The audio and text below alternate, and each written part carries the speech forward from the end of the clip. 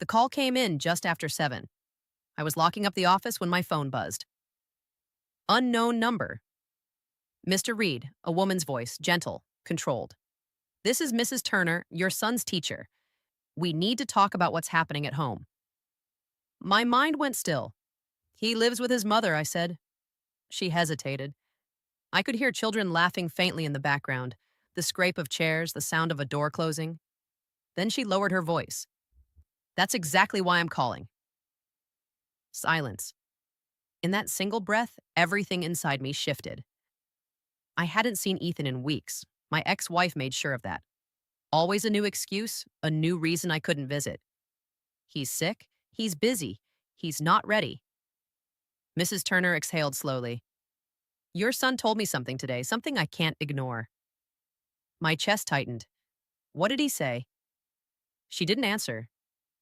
Can you meet me tomorrow morning? When the call ended, I stood in the dark parking lot, the phone heavy in my hand, feeling a pressure I hadn't felt in years, the kind that told me something was wrong, deeply wrong. And it wasn't about my son, it was about her. I met Mrs. Turner at the school library before class began. She looked tired, like she hadn't slept. She slid a folder toward me. Ethan's been writing stories, she said. Most are about his mother. Inside were drawings and short paragraphs in messy handwriting. One said, Mom has a secret room I'm not allowed in. When her friend comes, I have to go outside. Another one read, Mom says if Dad finds out, he'll take me away. My stomach twisted. Mrs. Turner leaned forward. There's more.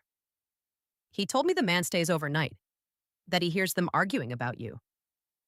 I stared at the pages. My son's words, his fear inked in pencil. It wasn't just infidelity. It was deceit weaponized through a child. She was rewriting me out of his life again. Mrs. Turner hesitated before speaking. I shouldn't be telling you this, but he said something else. He said she told him you weren't his real father. Everything went quiet inside me. Not shock, not rage, something colder. A clean, sharp silence that felt like glass. I closed the folder, thanked her, and left. That night, I drove past my old house. The lights were on. My ex-wife's shadow moved behind the curtains. A man's silhouette followed her. Ethan's window was dark. I didn't stop. I never did. I'd learned long ago that emotion made you sloppy. Instead, I started to collect evidence. Phone records, photos, a paternity test kit.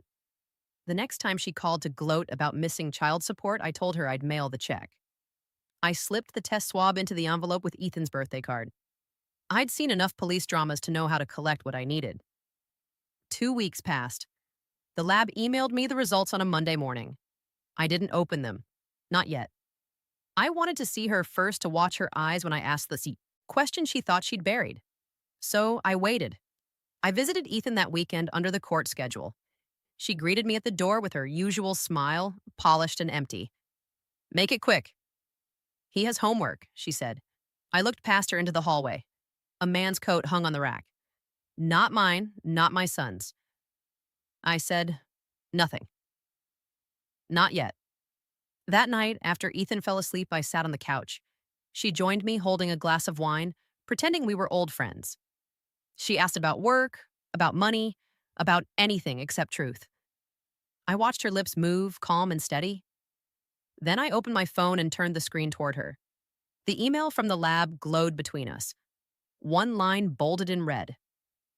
Probability of paternity 0.00%. Her glass slipped from her hand and shattered on the floor. She didn't speak. Her throat worked like she was trying to swallow air. Who is he? I asked quietly. She didn't answer. I leaned back, my voice steady. You told Ethan. I wasn't his father. You were right. Her face crumpled. You don't understand. I understand perfectly. The silence stretched thick and final. Then I stood up, went to my son's room, kissed his forehead, and left. 2 days later, I called my lawyer. I forwarded the test, the teacher's report, and every message she'd sent. Within hours, the custody motion was filed. I didn't tell her. I let the papers speak for me. By the time she received them, I'd already withdrawn child support, frozen the joint account, and notified the school of the change in guardianship. She called me that night, screaming, crying. I let it ring until her voice turned to static. Then I answered calm. You taught him to lie, I said. Now you'll live with the truth. I hung up before she could reply. The next morning, I packed Ethan's room in silence. He'd be moving in with me soon. Justice, in its quietest form, doesn't need noise. Weeks later, Mrs. Turner stopped by the house. She smiled when she saw Ethan laughing in the yard. He seems happier, she said. He's free, I answered. She nodded, eyes soft but cautious. And you? I looked out the window, watching my son chase the dog under the sunlight. I'm something else now, not angry, not broken, just awake. People think revenge is loud. It isn't. It's quiet. It's the sound of peace returning to a place it once fled. When she left, I stood at the doorway for a long time. I thought about the woman who destroyed everything and called it love, and as the wind moved through the trees, I whispered to no one.